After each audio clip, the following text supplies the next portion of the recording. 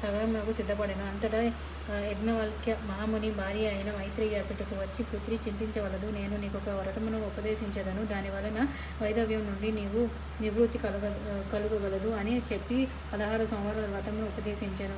మైత్రి ఉపదేశించిన ప్రకారము చెప్పినట్టుగా శ్రీమంతిని కూడా ప్రవర్తిత వ్రతంలో ఆచరించాను. నాగలోకములకు చేరిన చంద్రబాబు నాగరాజునిచే సన్మానింపబడి సురక్షితముగా రాజధానికి మరలి వచ్చాను.